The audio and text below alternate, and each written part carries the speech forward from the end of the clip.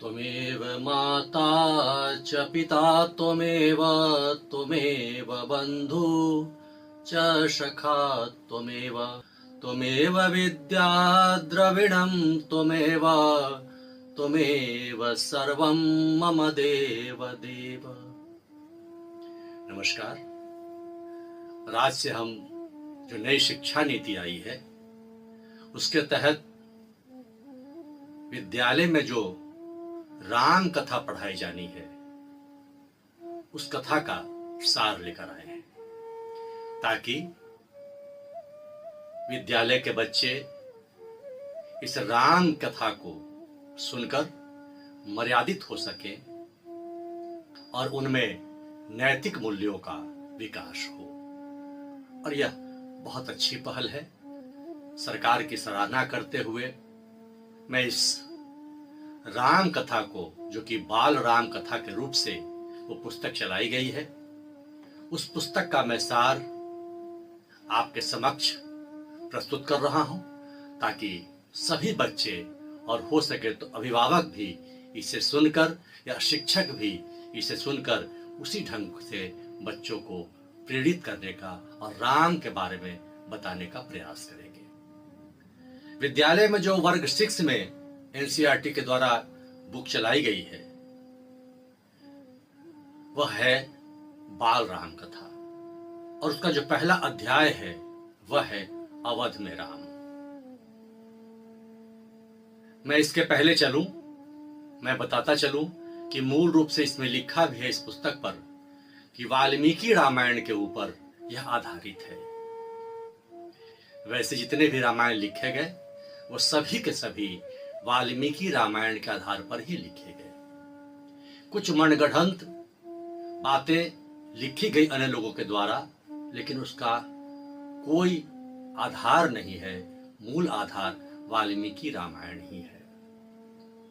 अब जब मैं उस बाल राम कथा को प्रारंभ करूं उसके पहले मैं बता दूं कि मैं शैलेश कुमार और ये जो चैनल है शैलेश की बोली, ये विशेष रूप से हमने इस राम कथा के लिए और आगे जो विद्यालय में महाभारत पढ़ाई जा रही है उसके लिए बच्चों को समर्पित किया है। मेरा मूल चैनल शैलेश की बात जो विभिन्न आयामों पर विभिन्न विषयों पर चर्चा करता रहता है, सनातन से लेकर संस्कृति तक, लेकिन मैंने सोचा कि बच्चों के लिए एक अलग से वो कर दी जाए ताकि आसानी से एक क्रम में बच्चे या जो भी राम से प्रेरित हों, जो भी कृष्ण से प्रेरित हों, जो राम और महाभारत की कथा जानना चाहते हों, उन्हें वह एक जगह मिल जाए। अब हम जब राम कथा सुना रहे हैं तो पुस्तक तो सबके पास होगी, बच्चों के पास भी होगी, शिक्षकों के पास भी होगी, लेकिन जब हम अपनी बात कहने आए हैं तो उसमें कुछ विशेष होनी चाहिए, क्योंकि पुस्तक भर समेट देना ही अगर कार्य होता तो फिर विद्यालय की आवश्यकता क्या होती और शिक्षक की आवश्यकता क्या होती। तो आइए कुछ मूल विषय पर हम चलते हैं। जैसा कि मैंने कहा, इस पुस्तक में लिखा गया है कि वाल्मीकि रामायण के ऊपर ही आधारित है। सर्वप्रथम वाल्मीकि जी ने, महर्षि वाल्मीकि ने यह पुस्तक रामायण लिखी जो संस्कृत भाषा में थी। उस समय लोग संस्कृत जानते थे और कहा जाता है कि वाल्मीकि अचानक से एक पंक्ति उन्हें याद आ गई, यंत क्रौच मिथुना देखा भवधिका मोहितम, और वहां से उन्होंने मां सरस्वती की इस वाणी को अपने अंदर समावेशित किया और रामायण लिख डाली। उसके बाद बहुत सारे रामायण लिखे गए, लेकिन जो सबसे प्रचलित हुआ राम की कथा वह हुआ गोस्वामी तुलसीदास का, जिसे रामचरितमानस कहते हैं। तो ये तो बातें स्पष्ट हो गई कि रामायण वाल्मीकि ने लिखी, महर्षि वाल्मीकि ने लिखी, और रामचरितमानस जो घर घर जन जन तक गाया, बोला और पढ़ा जाता है वह रामचरितमानस है। एक फर्क और दोनों में समझ ले, रामायण में कांड लिखा गया है, बालकांड, अयोध्या कांड, इस प्रकार के कांड हैं। लेकिन रामचरितमानस में सोपान लिखा गया है, प्रथम सोपान, द्वितीय सोपान, तृतीय सोपान। हालांकि तुलसीदास जी के उस रामचरितमानस में सुविधा के लिए कांड का भी वर्णन है, कांड भी लिखा गया है, लेकिन मूल उन्होंने सोपान लिखा है। वाल्मीकि रामायण में राम के और रामायण के पूरे घटनाक्रम का वर्णन है, जबकि रामचरितमानस में तुलसीदास जी ने राम को केंद्रित करते हुए वो पूरा चरित्र लिखा है, राम का चरित्र। तो ये बातें तो आ गई। जब हम बताने जाएंगे बाल रामायण, तो उसमें कहीं कहीं रामचरितमानस जो कि जन जन तक, घरों घरों तक है, जो आप सुनते हैं, उससे भी कुछ संदर्भ उठाकर अपनी बातें कहने का प्रयास करें, ताकि इसका विस्तार हो और जो किताब में बातें हैं, जो पुस्तक में बातें हैं, उनसे हटकर भी थोड़ी जानकारियां आपको प्राप्त हो सके। और यही बताने वाले का मूल कर्म है, क्योंकि पुस्तक तो लिखी होती है, सब लोग पढ़ लेते हैं। तो आइए अब हम बाल राम कथा की ओर चलते हैं। और बाल राम कथा में जो पहला अध्याय है वह है अवधपुरी में राम।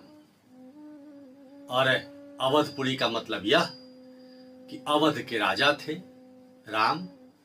एक बात और मैं यहां बता दूं कि भगवान राम को अधिक लोग अयोध्या के राजा के रूप में जानते हैं। यह सही नहीं है।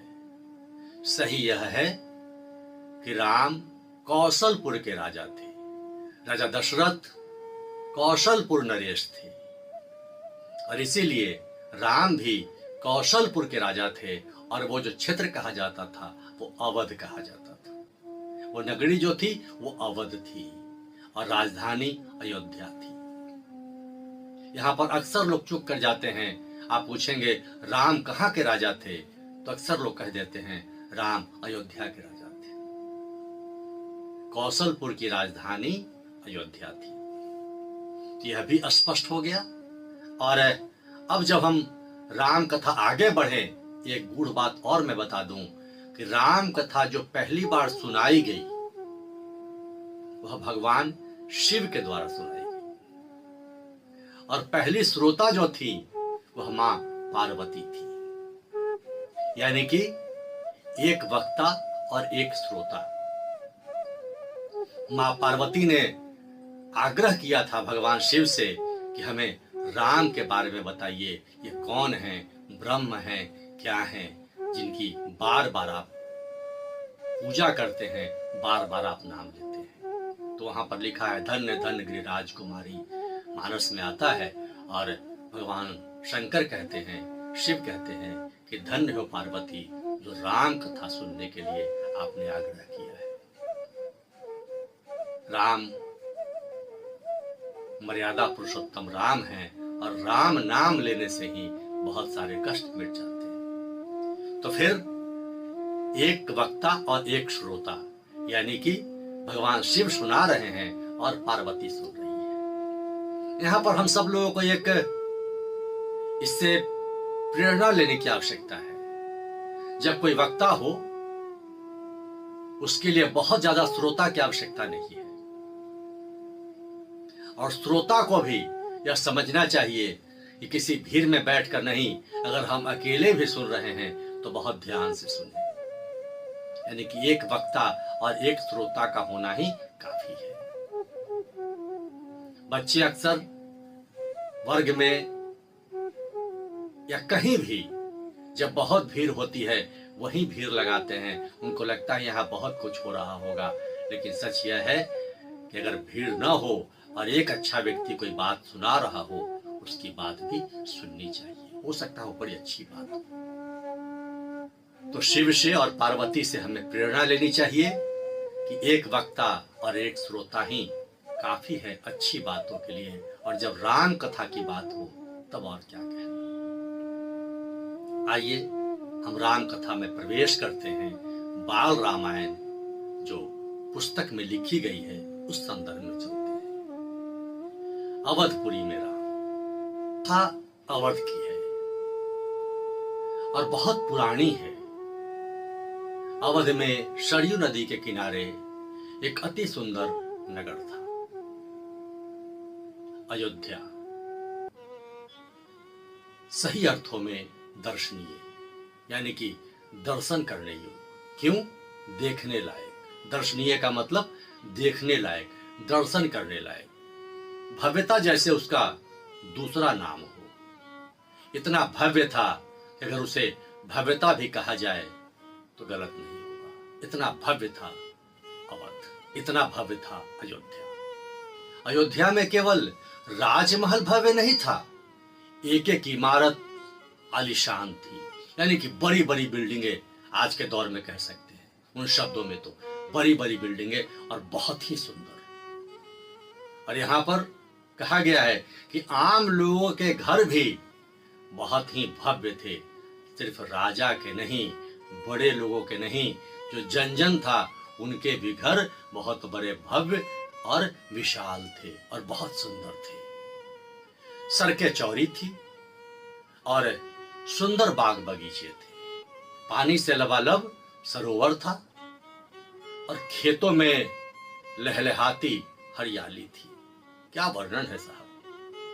सारे खेत फसलों से लहलहा रहे थे। हवा में हिलती हुई फसलें सरयू के लहरों के साथ खेलती थी, यानी कि पास में जो सरयू नदी था उसके जब लहर हिलकोरे मारते थे, ठीक उसी प्रकार से साथ साथ वहां की फसलें भी हिलोर मारती थी। और संपन्नता का क्या कहना!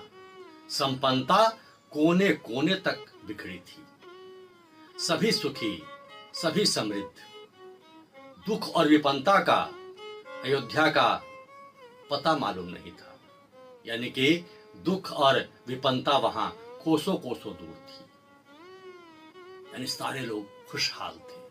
अगर दूसरे शब्दों में कहें तो विपन्नता और दुख का वहां प्रवेश बंद था, वहां आना मना था, आने की अनुमति नहीं मिलती थी। पूरा नगर विलक्षण था, अद्भुत और मनोरम। ऐसी थी अयोध्या, आप कल्पना कर सकते हैं। और उसे तो ऐसा होना ही था, क्योंकि वह कौशलपुर की राजधानी थी। मैं प्रारंभ में कह चुका हूं, उस प्रदेश का नाम कौशलपुर था, अयोध्या उसकी राजधानी थी। राजा दशरथ वहीं रहते थे और उनके राज्य में दुख का भला क्या काम।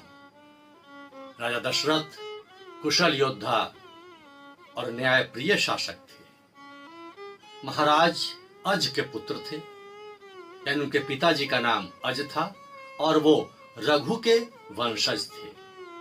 इसीलिए पंक्तियां आती है, रघुकुल रीत सदा चली आए, प्राण जाए पर वचन न जाए। और राजा दशरथ रघुकुल के उत्तराधिकारी थे और रघुकुल की एक अपनी रीति और नीति थी। रघुकुल की नीति हर जगह दिखाई पड़ती थी, जो न्यायप्रिय था, न्याय संगत था। और यह रीति सुख समृद्धि से लेकर बात व्यवहारों तक में दिखाई पड़ती थी। लोग मर्यादाओं का पालन करते थे, अमर्यादित नहीं थे। हमारी क्या मर्यादा है, हमें क्या करना चाहिए और क्या नहीं करना चाहिए, इसका ख्याल प्रत्येक राज्यवासियों को था। सदाचारी थे, यानी कि सदैव दूसरे के लिए अच्छा विचार रखते थे। पवित्रता और शांति हर जगह विराजमान थी, नगर में भी और लोगों के मन में भी, यानी सारे लोग वहां मर्यादित और सदाचारी थे। यही पढ़ना है, यही जानना है। आज हम किस समाज की ओर जा रहे हैं? क्या हम मर्यादित हैं? इसीलिए राम की कथा पढ़ाई जा रही है। मर्यादा सीखना है हमें, नैतिक मूल्य हमारे क्षीण हो रहे हैं, उन्हें पुनः वापस लाना है। और अगर वापस लाना है तो राम को पढ़ना ही होगा। आइए आगे बढ़ते हैं। सुख शांति के अलावा राजा दशरथ यशस्वी थे, किसी चीज की कमी नहीं थी, राज सुख था और कमी होने का तो कोई प्रश्न ही नहीं उठता था। लेकिन उन्हें एक दुख था। वो कौन सा दुख था? छोटा सा दुख, और सच कहें तो बहुत बड़ा दुख है। और वह मन के एक कोने में छिपा हुआ था। रह रह कर वह उभर आता था, टीस दे जाता था, उन्हें सालता रहता था। यानी कि अंदर अंदर भीतर भीतर वो गमगीन हो जाते थे। और वह दुख क्या था? वह दुख यह था कि सारा वैभव, सारी संपत्ति, सारा ऐश्वर्य होने के बावजूद उन्हें कोई संतान नहीं था, कोई वारिस नहीं था, और आयु धीरे धीरे लगातार बढ़ती जा रही थी। वैसे तो उनकी 3 पत्नियां थी, 3 रानियां थी, कौशल्या, कैकई और सुमित्रा। लेकिन तीनों रानियों से कोई संतान उन्हें प्राप्त नहीं हुआ था, और रानियों के मन में भी यही दुख था, आगे इस राज्य का क्या होगा?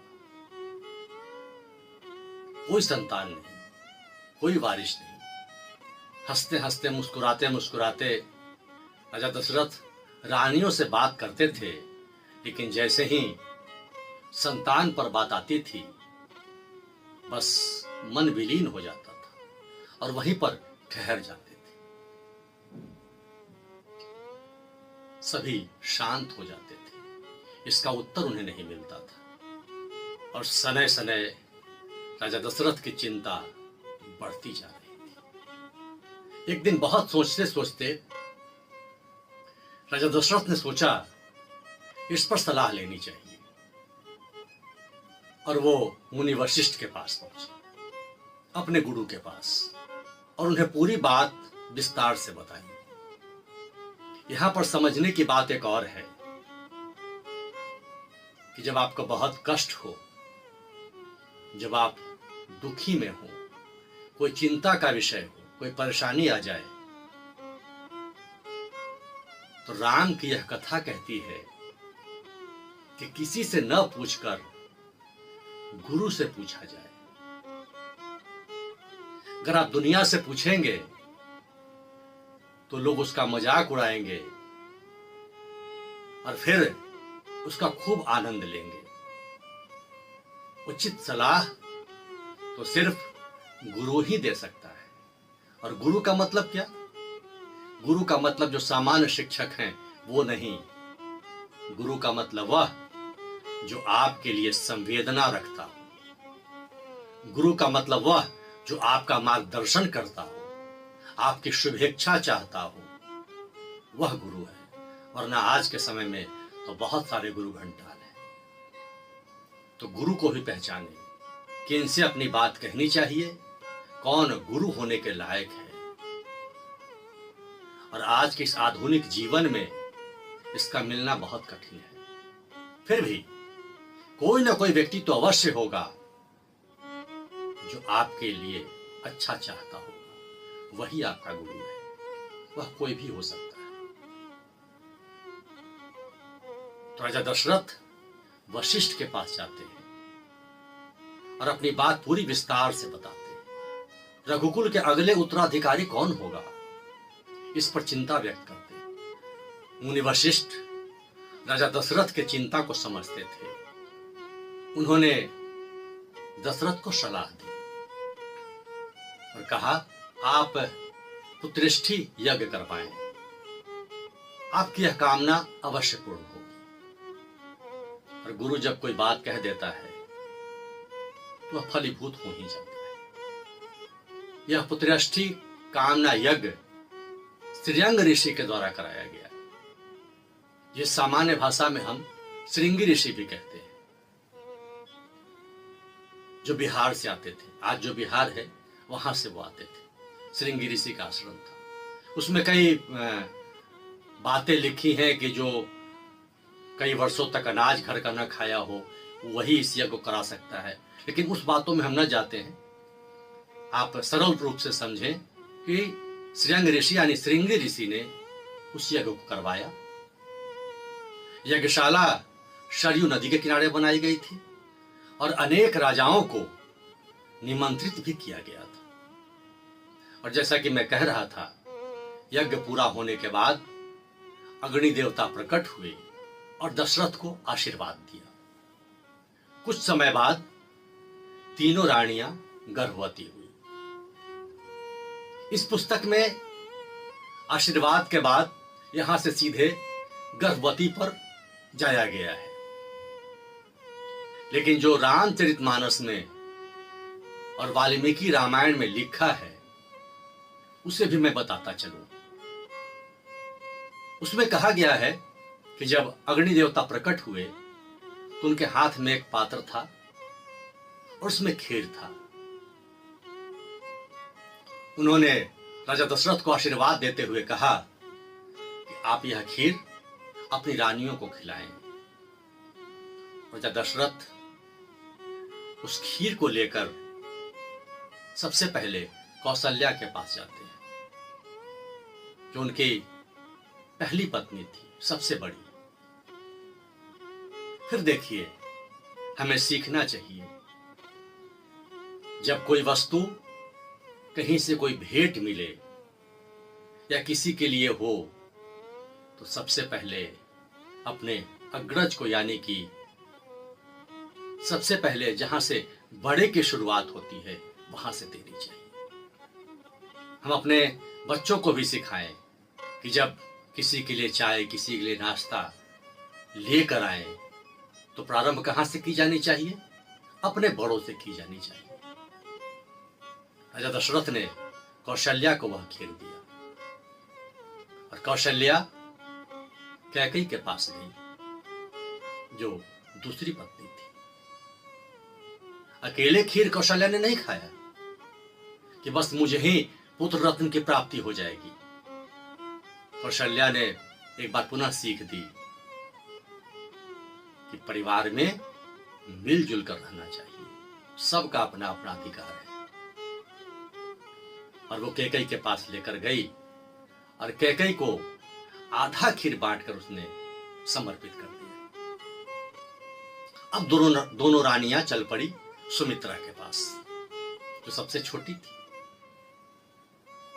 और यहां भी दोनों की सहृदयता देखिए। कैकेयी और कौशल्या दोनों ने अपने आधे आधे खीर सुमित्रा को समर्पित की। एक बात मैं और कहूं, राम कथा सुनना और पढ़ना यहीं तक सीमित नहीं है, इसे हम अपने जीवन में साधना भी है। दशरथ ने क्या किया? राजा दशरथ ने वह खीर लाकर कौशल्या को दे दिया। जो घर का मुखिया होता है वो अपने बाद किसी दूसरे बड़े को दे देता है। उस पर छोटों को नाराज नहीं होना चाहिए, क्योंकि उस बड़े का अधिकार है। अब वो बड़ा अपने ढंग से वितरित करेगा। और आधे आधे खीर जब सुमित्रा को दिए गए, तीनों रानियां गर्भावस्था में आ गई। और गर्भावस्था के बाद वह दिन और तिथि भी आया 9 महीने के बाद, जब राम के प्राकट्य होने का समय आ गया। तीनों रानियां गर्भावस्था में आई, 9 महीना बीता और जैसे जैसे राम के प्राकट्य का दिन आने लगा, वैसे वैसे सारी परिस्थितियां अनुकूल हो चली। और रामचरितमानस में तो तुलसीदास जी ने लिखा है कि मंद मंद हवाएं चलने लगी, पहाड़ों से मणियां बिखरी जाने लगी और सारे देवतागण भगवान राम के प्राकट्य के लिए अयोध्या के ऊपर मंडराने लगे। जोग लगन ग्रह बार तिथि सकल भये अनुकूल, चर अरुचर हर्ष जूत राम जन्म सुख मूल। रामचरितमानस में गोस्वामी तुलसीदास ने लिखा है। जोग लगन ग्रह बार तिथि सब अनुकूल हो गए और सारा जगत हर्ष से परिपूर्ण हो गया, क्योंकि राम के आगमन का समय हो गया। मैं यहां भी बताता चलूं कि राम नारायण के अवतार थे और राम किस वजह से आए, आगे के वीडियो में अगर आप प्रश्न करेंगे तो मैं अवश्य बताऊंगा। यह वीडियो देखते देखते जहां जहां आपके प्रश्न हो आप कमेंट में डालिएगा, निश्चित तौर पर मैं उसका जवाब दूंगा और जवाब देकर आगे अपने इस कथा में आगे बढ़ूंगा, ताकि आपके सारे प्रश्न भी धीरे धीरे आपको पता चल जाए, उसके जवाब भी मिल जाए। और फिर चैत मास का नवमी तिथि, नवमी तिथि मधुमास पुनीता, शुक्ल पक्ष अभिजित हरिप्रीता, मध्य दिवस अति शीत न घामा, पावन काल लोक विश्राम। नवमी तिथि थी, चैत का महीना था, भगवान राम के आने का समय हुआ, न अति धूप थी न अति ठंड थी और दिवस मध्य था, यानी कि दिन के ठीक 12 बजे भगवान राम का आगमन हुआ अभिजीत मुहूर्त में, और उनके आने से सबको शांति मिलती है, विश्राम मिलता है, ऐसा वातावरण हो गया। और वह क्षण आया जब राम प्रकट हुए, भय प्रकट कृपाला दीन दया। राम का जन्म हुआ, सारा वातावरण सुगंधित हो गया, देवताओं ने पुष्प की वर्षा की, और राजा दशरथ जो चिंतित अपने महल में टहल रहे थे और दासियां दौड़ी, राजा दशरथ घूमे, पता नहीं कौन सी बात लेकर आ रही है, शुभ है या अशुभ है। जैसे ही दासी दौड़ी, दशरथ को देखते ही बोली, बधाई हो महाराज, बधाई हो, कौशल्या रानी को पुत्र रत्न की प्राप्ति हुई है। राजा दशरथ भाव विभोर हो गए, अपने गले का हार खींचा और उस दासी की तरफ उछाला, ये तुम्हारे लिए। और इतना खत्म होने से पहले एक दासी और दौड़ती हुई है, बधाई हो महाराज, बधाई हो, बहुत बहुत बधाई हो, महारानी कैकेयी ने पुत्र रत्न को जन्म दिया है। जो दूसरी माला परी थी दशरथ के गले में, उसे भी खींचा और उस दासी की तरफ उछाल दिया। राजा भाव विभोर हो गए और ज्यादा देर तक विभोर नहीं रह सके, क्योंकि उनकी तंद्रा टूटी और एक दासी उधर से फिर दौड़ती हुई आई, बहुत बहुत बधाई हो महाराज, बहुत बहुत बधाई हो, रानी सुमित्रा ने 2 पुत्रों को जन्म दिया है। 4 पुत्र, एक साथ 4 पुत्र। राजा मग्न हो गए, कहा सारे खजाने खोल दिए जाएं और पूरे अयोध्या में जश्न का माहौल हो, मंगल गीत गाया जाए।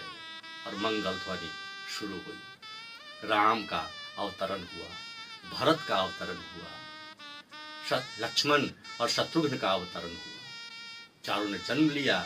और आज जब जन्म हुआ तो बधाइयां गाई जाने लगी। पुस्तक में लिखा है बधाइयां गानी जाने लगी। बधाइयां क्या है? ऐसन मनोहर मंगल सूरत सुहावन सुंदर मूरत नुहो। नारियां गाने लगी, अयोध्या की दासियां गाने लगी, सारा महल गाने लगा। राजा दशरथ मुस्कुरा रहे थे। राजा दशरथ जी, ऐसा मनोहर मंगल समय है जिसकी कल्पना नहीं की जा सकती है, और ऐसा सूरत चारों पुत्रों का, चारों बालकों का है जिसकी व्याख्या नहीं की जा सकती। मूरत की तरह अति सुंदर। ऐसन मनोहर मंगल सूरत सुहावन सुंदर मूरत नु हो।